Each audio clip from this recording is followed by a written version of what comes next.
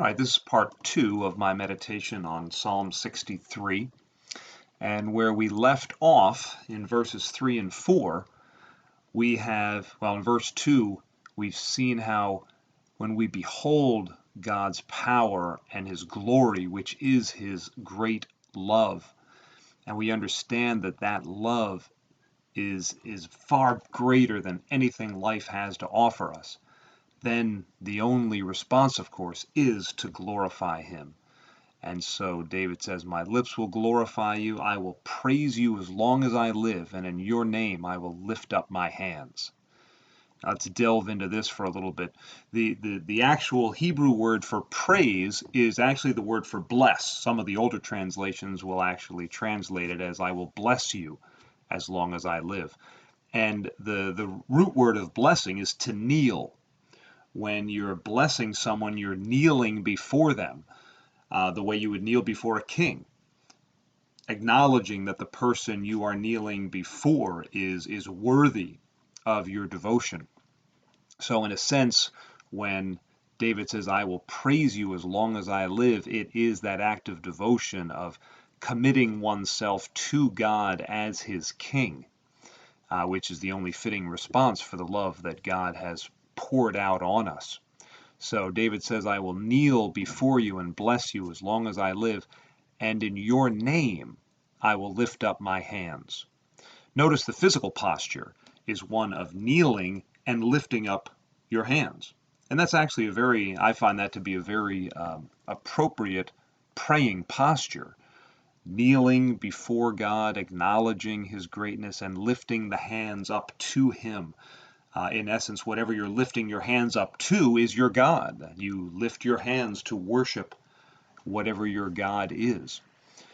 And so the psalmist says, "It's in your name that I will lift up my hands." And I've talked in some of my other videos about the name of God, but it's helpful to go back and consider that name a little bit here. And the name of God, of course, there's hundreds of verses that talk about the name of God, but the main ones would be in Exodus at the burning bush when God reveals His glory to Moses on Mount Sinai. And in those passages, it talks about how the name of God is "I am," "I will be who I will be." And particularly in the Sinai revelation, God proclaims His name to Moses, saying, the Lord, gracious and compassionate, long-suffering, full of grace and truth, forgiving wickedness and rebellion." The essence of God's name, and your name is your essential character. It's who you are. And the name as revealed by God Himself to Moses on Mount Sinai is full of unstoppable love, grace, forgiveness. That's who God is. And that's what compelled Him to come to earth, to become a man, to go to the cross as He did. That love is always burning to be expressed towards His people, and Jesus was not going to let anything stop Him, not even death, from expressing that love to His people. And of course, in the New Testament, the name of Jesus, in fact, is Yahweh saves. That's what Jesus literally means. Yahweh saves. And that was the name of God in action.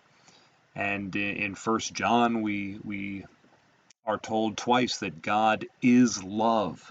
That love that was proclaimed in the Old Testament and affirmed in the New Testament, that is God's essential character. That is His name. The chesed, agape, covenant, unstoppable love for His people. That is the essence of who God is. So it's in God's name that we must lift up our hands.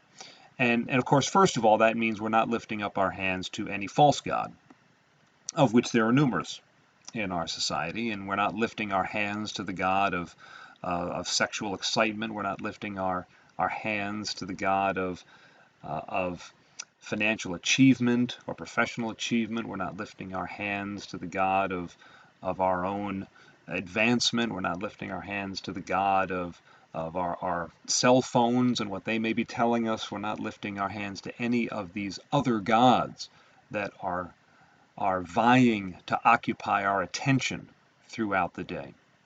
So we're not going to lift our hands to those false gods.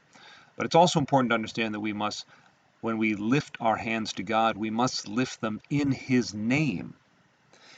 And it's important because sometimes Christians have a tendency to focus on certain aspects of serving God that don't actually result in the advancement of His name.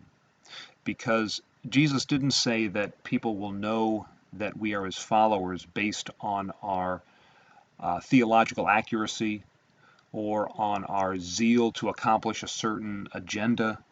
He said that the world will know that we are His followers based on the way we love.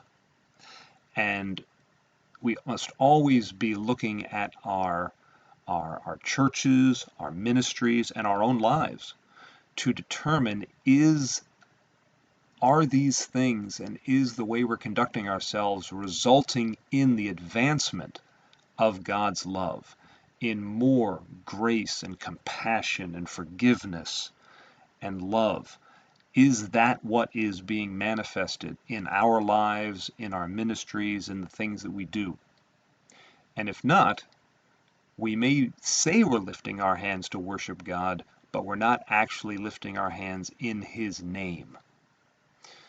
And it's only when we understand the essential character of God as that great unstoppable lover of His people that we will be able to come alongside Him and participate in that love, in building His kingdom, that kingdom of love.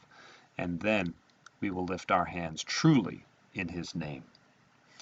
And when we do that, when we are exulting, receiving the amazing love that God pours out on us and participating with Him in the quest to build His kingdom and to extend that love to those around us, then that flows right into verse 5. I will be fully satisfied as with the richest of foods. And again, the Hebrew there is my soul will be satisfied as with the richest of foods. It's like, when you're really thirsty and you get that cold water, that drink that just goes right down and you gulp down that cold water and it's so satisfying. Or you go to Cheesecake Factory, whatever your favorite dessert is, and you have that just delicious bite and it's just so good. That's what God's love does to our soul. And it's those who understand that who will be able to find that satisfaction in life almost regardless of circumstances. No, there'll be times we know when we're not going to feel this way. The Psalms are full of laments and cries of desolation. We know there will be those dark times in life, to be sure. But if we're aligning ourselves properly with God, with His name, we're lifting our hands up to Him as our King, as He desires to be known, and extending His love, exulting in it, and passing it on to others, that's when our souls will truly be as satisfied as they will be in this life. And that will result with singing lips. My mouth will praise you at the end of verse 5. And that word praise is actually more of a shout. So this is not just, a contemplative singing here that is going on. This is, someone hits a game-winning home run type of shouting, or top of your lungs at a rock concert type singing. That's what the true experience of God, His forgiveness and His love should do to our lives. It energizes us. It satisfies us completely. And it results in us delighting to align ourselves with God and His purposes, and gives us the energy and the power to live in this life. So these first 5 verses are truly a beautiful description of how we can on a daily basis align ourselves with God, focusing on that which is truly important, and bring ourselves within the kingdom that He is attempting to build in and through our lives. And in part 3, we'll take a little look at how we can, some of the practical steps we can take to actually get there.